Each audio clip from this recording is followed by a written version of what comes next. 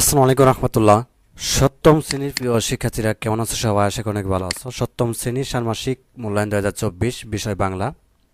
তো বাংলা বিষয় তোমাদের মূল্যায়নটি হবে 10/7/2024 তারিখে। আর এটি হচ্ছে তোমাদের অ্যাসাইনমেন্ট নাম্বার 1। এরপরে তোমাদের আরও কয়েকটি অ্যাসাইনমেন্ট দেওয়া হবে, আরও 2-3টি। তো সবগুলো খুবই গুরুত্বপূর্ণ। এবং তোমাদের বাংলা বিষয়ের কিভাবে ষান্মাসিক মূল্যায়নটা হয়, বা কী টাইপের প্রশ্ন, বা একক কাজ বা দলগত কাজ কী কী দেওয়া হয়, সেগুলো নিয়ে খুবই আলোচনা করব।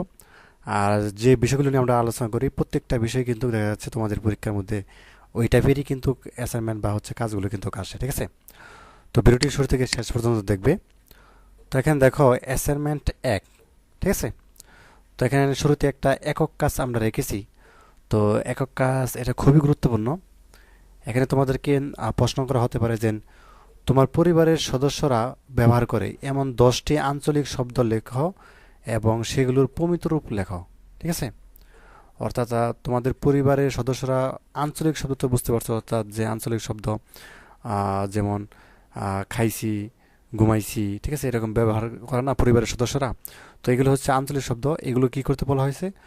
প্রমিত রূপ ব্যবহার করতে বলা হয়েছে। তো প্রমিত রূপ তো বুঝতে পারছো যে শুদ্ধ উচ্চারণ যেটা। তো আশা করি বুঝতে পারছো। তো আমরা এখন দেখবো যে কমপক্ষে 10টি শব্দ তোমার হচ্ছে জানা থাকতেই হবে।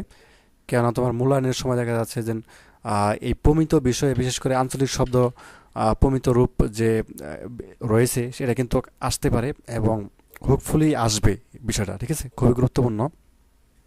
তো দেখো আমরা হচ্ছে বাম পাশে রাখছি আঞ্চলিক শব্দ, আর ডান পাশে হচ্ছে প্রমিত রূপ। তো এখানে প্রথমেই রাখছি যে খাইছি, তাই না? আঞ্চলিক শব্দ, এটা কিন্তু অনেক জায়গায় বলে যে আমরা খাইছি, ঠিক আছে, কিন্তু আসলে প্রমিত রূপটা কি হবে? খেয়েছি, ঠিক আছে? তো তারপর দেখো অক্ত, অনেকে কি বলে অক্ত, আসলে কি হবে? প্রমিত রূপ রক্ত হবে, ঠিক আছে? যেমন অনেকে বলে হচ্ছে জিনাই, কিন্তু কি হবে? প্রমিত রূপটা কি হবে, বা প্রমিত শব্দ জিনুক হবে। অনেকে এই পানিকে কি বলে? হানি বলে। হানি একটা আঞ্চলিক শব্দ, কিন্তু প্রমিত রূপটা কি হবে? পানি, ঠিক আছে? তারপর দেখো কন্যা। এই কন্যার যে আঞ্চলিক শব্দ, অনেকে বলে কন্যা, কিন্তু আসলে কন্যা না, কনে হবে, ঠিক আছে? কনে হচ্ছে তোমার প্রমিত রূপ বা প্রমিত শব্দ। আর সুড়ো, অনেকে বলে সুড়ো, ঠিক আছে, এটা আঞ্চলিক একটা শব্দ, আসলে কি হবে? ছোট। তো তারপর দেখো অনেকে হচ্ছে চঙ্গ বলে, অনেকে এই আঞ্চলিক শব্দ চঙ্গ বলে। চঙ্গটা আসলে কি হবে? মই, ঠিক আছে? তো আশা করি বুঝতে পারতেছ। এবং অনেকেই বলে বিলাই, ঠিক আছে, এটা কিন্তু আঞ্চলিক শব্দ। অনেকেই বিড়ালকে কি বলে? বিলাই, ঠিক আছে, আসলে কি হবে? বিড়াল হবে। আর হেলা, খেলা, হালু, খালু, ঠিক আছে, অর্থাৎ খালুরে অনেকে কি বলে? হালু বলে। তো যা হোক, এইগুলো হচ্ছে মূলত আরও অনেক শব্দ আছে আঞ্চলিক। তুমি যে কোনো 10টি আসলে শিখতে পারো, কমসে কম 10টি মুখস্থ রাখবা, যাতে করে যদি পরীক্ষার সময় বা মূল্যায়নের সময় যদি আসে, সাথে সাথে তুমি হচ্ছে দিয়ে দিতে পারো, ঠিক আছে? তো এই এই একক কাজটা খুবই গুরুত্বপূর্ণ। আবার বলতেছি, এটা অবশ্যই তোমরা হচ্ছে শিখবা। তো তারপর দেখো তোমাদের জন্য আরেকটি প্রশ্ন আমরা রেখেছি, সেটি আরও বেশি গুরুত্বপূর্ণ। সেটি হচ্ছে তোমাদের যেহেতু প্রমিত ভাষা থেকে বা প্রমিত যে অধ্যায়টা রয়েছে, সেখান থেকে কিন্তু তোমাদের এই মূল্যায়নের যে প্রশ্ন, এগুলো কিন্তু বেশিরভাগ আসে।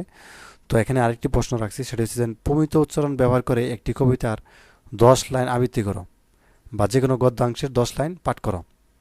তো তোমাকে কি করতে হবে? প্রমিত উচ্চারণ ব্যবহার করে একটা কবিতার হচ্ছে 10 লাইন আবৃত্তি করতে হবে। প্রমিত মানে হচ্ছে শুদ্ধ উচ্চারণ, যেটা আমরা যাকে বলি। এবং অথবা হচ্ছে কি করতে পারো? গদ্যাংশ মানে যে কোনো গল্প থেকে 10 লাইন পাঠ করতে হবে প্রমিত উচ্চারণটা ব্যবহার করে। তো দেখো আমরা উত্তরটা দেখি। প্রথম আমরা দেখি যে প্রমিত উচ্চারণ বাছাইকৃত কবিতার প্রথম 10 লাইন, যেমন রয়েছে দানপত্র, ঠিক আছে, সৈয়দ শামসুল হক। তোমাকে সাক্ষাৎ জেনে দানপত্রে দিলাম স্বাক্ষর, নিতান্ত গরিব নই, সঞ্চয় সামান্য নয় একই বৎসরে, আমার সিন্দুক খুলে দেখো তুমি আছো থরে থরে, তোমার রাজত্বকালে প্রচলিত সোনার মোহর, উজ্জ্বল উৎকীর্ণ তুমি সিংহাসন আমার সংগ্রামে, তোমার বা হাতে আছে তরবারি দক্ষিণে ঈগল, বুঝিবা বাতাস বয় তাতে ওরে তোমার আঁচল, অন্য পিঠে লেখা সন পরিচয় সুতীক্ষ্ণ কলমে, এখনো বলিনি আমি অপেক্ষায় ঊষর পান্তর কোমল, লাঙলে চষে অবিরাম যে শস্য করেছে। তো তো যাক, এভাবে হচ্ছে প্রমিত উচ্চারণ ব্যবহার করে তোমরা একটা কবিতা লিখতে পারো। এই কবিতা হচ্ছে সংরক্ষণ করে রাখো, কাজে লাগবে পরীক্ষার সময়। তো তারপর দেখো, প্রমিত উচ্চারণ বাছাইকৃত গদ্যাংশের প্রথম 10 লাইন, ঠিক আছে। তো এবারে আমরা গল্প থেকে যে কোনো হচ্ছে প্রথম 10 লাইন সংগ্রহ করে ওটা প্রমিত উচ্চারণ করে অর্থাৎ লিখবো বা হচ্ছে শিক্ষককে শোনাবো। তো দেখো, এভাবে লিখতে পারি যে ছোট রানীর সাথে হিংসা করে বড় রানীরা রাজাকে খবর দেয় এই বলে যে ছোট রানী কিছু ইঁদুর ও কাকড়া জন্ম দিয়েছে। অথচ ছোট রানীর জন্ম দেওয়া 7 ছেলে ও এক মেয়েকে মাটিতে পুঁতে দিল।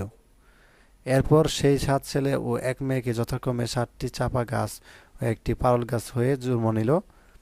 মালি সেই ফুল তুলতে গেলে তারা রাজার সাথে দেখা করতে চায়। রাজা আসার পর তারা বড় রানীদের সাথে দেখা করতে চায়।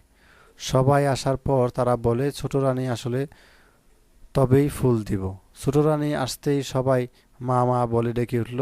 তখন রাজা পুরো কাহিনী বুঝতে পারলেন। ঠিক আছে, তো এরকম হচ্ছে আমরা 10 লাইন হচ্ছে প্রমিত উচ্চারণে ব্যবহার করলাম। এখানে কিন্তু দেখো কোনো আঞ্চলিক শব্দ কিন্তু ব্যবহার করা হয় নাই, ঠিক আছে। তো যা হোক, এভাবে হচ্ছে তোমাদের কাজ করতে হবে। তো এই হচ্ছে তোমাদের অ্যাসাইনমেন্ট নাম্বার 1। তো তারপরে হচ্ছে তোমাদের অ্যাসাইনমেন্ট নাম্বার 2 এবং 3 প্রকাশিত হবে অবশ্যই। তোমরা প্লে লিস্ট অথবা ভিডিও দিয়ে হচ্ছে অবশ্যই দেখবা, ঠিক আছে, খুবই গুরুত্বপূর্ণ। তো ধন্যবাদ সবাইকে এই ভিডিওটি দেখার জন্য। আল্লাহ হাফেজ।